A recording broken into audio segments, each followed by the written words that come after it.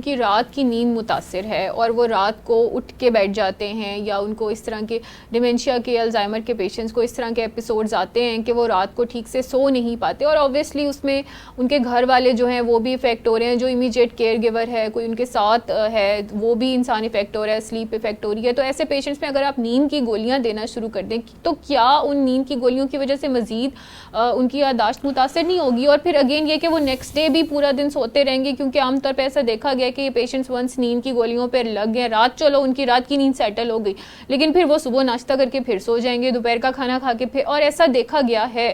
تو نیند کی گولیاں پھر کس حد تک دے سکتے ہیں, چونکہ آپ ان کو پورا دن سلا بھی تو نہیں سکتے. ہم جی اس کو اوائڈ کرتے ہیں ایز مچ ایز پاسبل. نیند کی گولیاں بالکل, اچھا بالکل ہم اس کو as much as possible avoid کرتے ہیں. اوکے. اس کی وجہ یہی ہے کہ ایک تو آپ پتہ جس طرح وہ لانگ ٹرم سو سکتے ہیں, ان کا اور سلیپ کا ردم خراب ہو سکتا ہے. اس کی ایک اور وجہ یہ ہے کہ اس کی وجہ سے وہ سیڈیٹ ہو جاتے ہیں. اوکے. اس کی وجہ سے وہ گر سکتے ہیں. وہ رات کو جس طرح آپ اٹھے ہیں, غنودگی میں اٹھے ہیں, اب ان کو ایک دم سے ہو کہ ہم نے ان کو حاجت ہوئی ہے جی, تو وہ پراپرلی تو فنکشن نہیں اپنا پرفارم کر سکتے. تو we try to avoid it as much as possible. اسی طرح جو ڈپریشن کی یا سائیکوٹک جو گولیاں ہوتی ہیں ان کو بھی ہم بہت طریقے سے دیتے ہیں, کیونکہ اس کی وجہ سے وہ ورسن بھی ہو سکتا ہے ان کا بیہیویئرل ایلیمنٹ. تو اسی لیے ڈاکٹر صاحب کے ساتھ ایک کنٹینیوٹی آف کیئر بہت ضروری ہے کہ آپ ان کے ساتھ اسٹیبلش ہوں, خود نہیں کریں.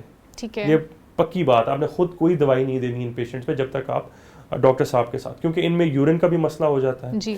تو اس کے لیے ضروری یہ ہے کہ آپ کی پوری ہسٹری ایک ڈاکٹر کو پتہ ہو, تاکہ اس کو پتہ ہو کہ بیلنس آؤٹ کون سی چیز کیسے کرنی ہے. اوکے. خود نہیں آپ نے علاج کرنا ان کا. بالکل ٹھیک. اچھا ڈاکٹر صاحب, اب ہم آتے ہیں کچھ متس کی طرف جو یادداشت کی کمزوری کے ساتھ ایسوسیٹیڈ ہیں.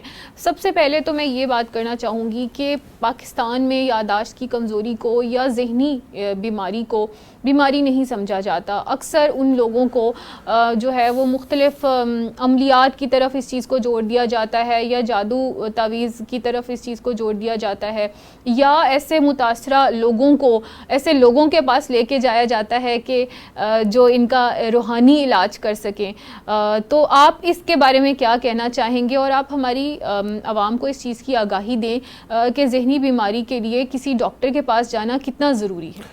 دیکھیں, جو یہ علاج جو جتنی اقسام آپ نے علاج کی بتائی ہیں, اسپیشلی یہ جو ہم لوگوں کے پاس جاتے ہیں کہ یہ کوئی تعویذ کر دیں گے یا پھر شفا اللہ تعالیٰ نے دینی ہے, اس میں کوئی شک نہیں, اللہ تعالیٰ نے ہی شفا دینی ہے اور جس کے ہاتھ سے بھی دینی ہے. لیکن سائنس نے بہت ترقی کر لی ہے اور ہم لکیلی اس ایرا کے اندر ہیں جہاں ہمیں کچھ چیزوں کا ادراک ہو چکا ہے کہ کیسے ہوتی ہیں, اسی لیے ہم ان کی پھر دوائیاں بناتے ہیں.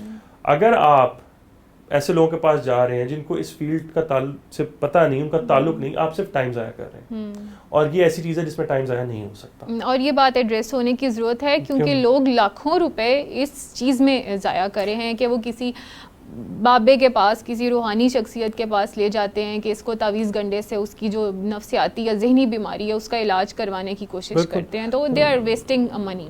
دیکھیں جی, اللہ تعالیٰ کا نام ہے الشافی, ٹھیک ہے نا, اللہ تعالیٰ نے ہی شفا دینی ہے آپ کو, لیکن اللہ تعالیٰ نے ہمیں سوجھ بوجھ بھی دی ہے نا سمجھنے کی, اس لیے ہم اشرف المخلوقات ہیں کہ ہم سمجھیں بات کو, اس پہ تحقیق کریں, اور پھر تحقیق سے ہی ہم آگے بات کو لے کر جائیں. ہماری جو تحقیق یہ کہتی ہے کہ الزائمرز جو ڈیزیز ہے وہ پروگریسو ہے, یعنی وہ چلتی رہتی ہے.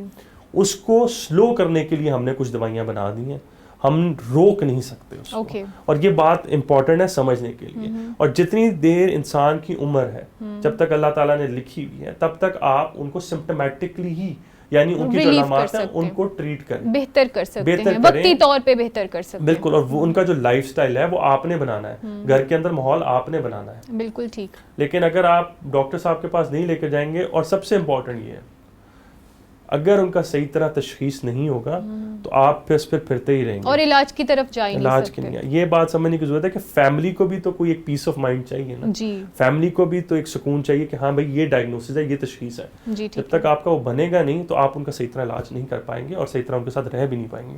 بالکل ٹھیک. اچھا ڈاکٹر صاحب, ہم متس بریک کرنے کی بات کر رہے تھے, تو کچھ متس ہیں جو ڈیمنشیا کے ساتھ ایسوسیٹیڈ ہیں.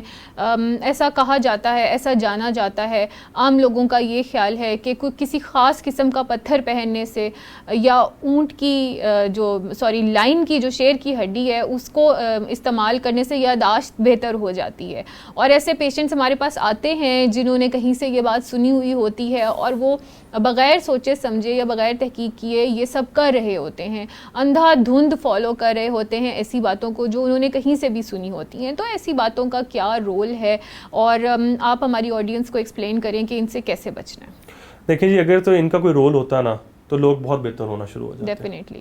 ٹھیک ہے, اگر جدید ترین سائنس جس پہ اربوں کھربوں روپیہ لگا ہے اگر وہ ابھی تک نہیں پہنچ سکی تو ایسے علاج سے تو کچھ بھی نہیں, کوئی فائدہ نہیں ہوگا, چاہے وہ شیر کی ہڈی ہو چاہے اونٹ کی ہڈی ہو.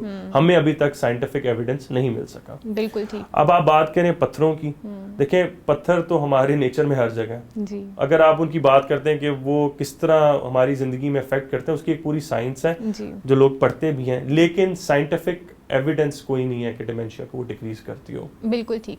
اچھا ڈاکٹر صاحب, یہ بیوریجز استعمال کرنے کا یادداشت پہ کیا اثر پڑتا ہے؟ دیکھیں دو طرح کے شوگر ہوتی ہیں, ایک ہوتی ہے انٹرنزک اور ایک ہوتی ہے ایکسٹرنزک. انٹرنزک وہ ہوتی ہے جو اپنی جو غذا ہے اس کے اندر بھی شوگر ہوتی ہے, اور ایکسٹرنزک وہ ہے جو ہم باہر سے آؤٹ سائڈ لیتے ہیں. جو WHO کی گائیڈ لائن ہے وہ 10% ہے ایکسٹرنزک, کہ آپ کے پورے دن میں 10% جو کھانا ہے وہ صرف اس سے کم ہو. اس کا رسک ہائر ہے ڈیمینشیا کے ساتھ, جو ایکسٹرنزک شوگر ہے نا, کیونکہ یاد رکھیں جو شوگر ہے وہ اینڈ میں فیٹ بنتی ہے, اور جیسی فیٹ بنتی ہے وہ رسک فیکٹر بھی بن سکتا ہے آپ کی خون کی نالیوں کے لیے بھی. اس کا جو فیٹ ہے وہ آپ کے جو اپنے ودود ہیں ان پہ بھی چڑھ سکتی ہے, تو بالکل جو رسک فیکٹر ہے. پوری دنیا میں گائیڈ لائن یہ ہے کہ جو شوگری ڈرنکس ہیں they are harmful for health, جس طرح نکوٹین ہے اس طرح وہ ہے. کیفین ایون جو ہے وہ ہے تو ڈرگ ان دی اینڈ, تو آپ نے اس کا بھی دھیان سے دیکھنا ہے کہ آپ کتنی اس کی دن میں اماؤنٹ لے رہے ہیں, کیونکہ کیفین تو اب کافی اور چائے اور کولڈ ڈرنکس میں تو بہت زیادہ ہے اور یہ لوگ دھڑا دھڑ لے رہے ہیں. بالکل لے رہے ہیں, تو آپ نے you have to be careful. آپ اس کے بارے میں پڑھیں کہ کیا اس کی گائیڈ لائنس ہیں, کتنے دن میں لی جا سکتی ہیں. اب جس طرح چائے ہے, اب لوگ کہتے ہیں ہم 2-3 گلاس نہ پئیں یا کپ نہ پئیں تو ہمارا دن ہی نہیں گزرتا. تو اس کی وجہ یہ نہیں ہے کہ آپ لوگ اس کے بغیر فنکشن نہیں کر سکتے, اٹس جسٹ کہ آپ کے ریسیپٹرز جو ہیں وہ اتنے اڈیپٹ کر چکے ہیں کہ it's very hard for you.